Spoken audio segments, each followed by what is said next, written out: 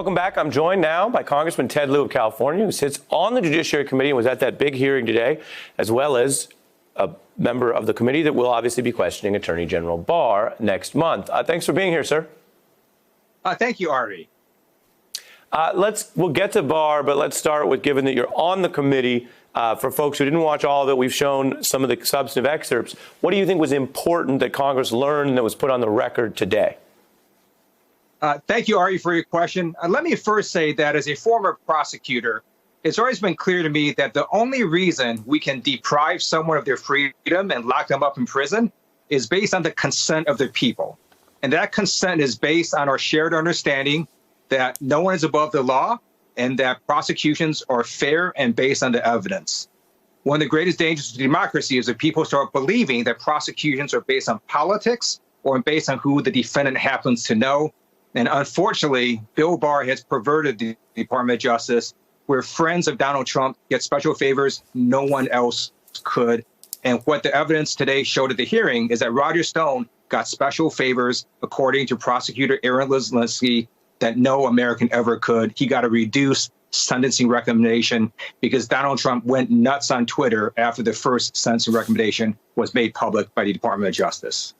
Congressman, is that a legal term? He went nuts on Twitter? That is a legal term, and we've seen it, unfortunately, happen quite a bit with this president.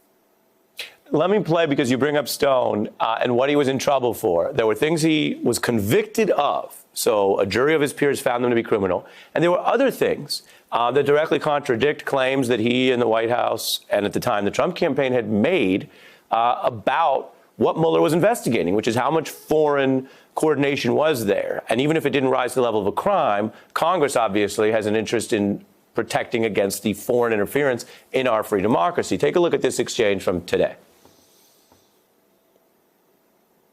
There are dozens of calls between Stone and the Trump campaign's top officials, right?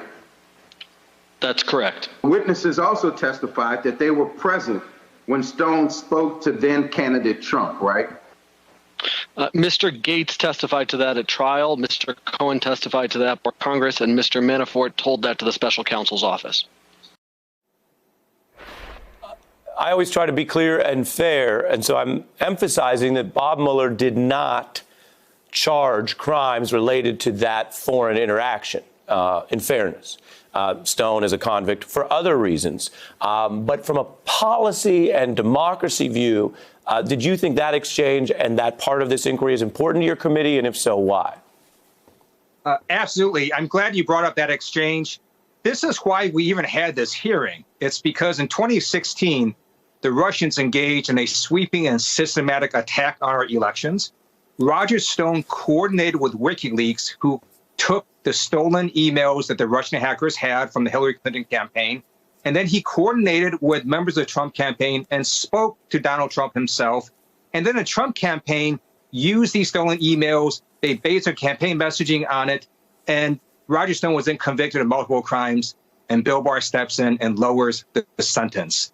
That is a perversion of justice. Congressman Lieu, with an inside seat, we appreciate you breaking it down. And obviously, we'll be coming back to you and your colleagues as Mr. Barr does finally have that day of reckoning in your committee, something I've been emphasizing in our reporting. It would appear that some of the pressure was working. Thank you, Congressman. Hey, I'm Ari Melber from MSNBC. You can see more of our videos right here, or better yet, subscribe to our YouTube channel below.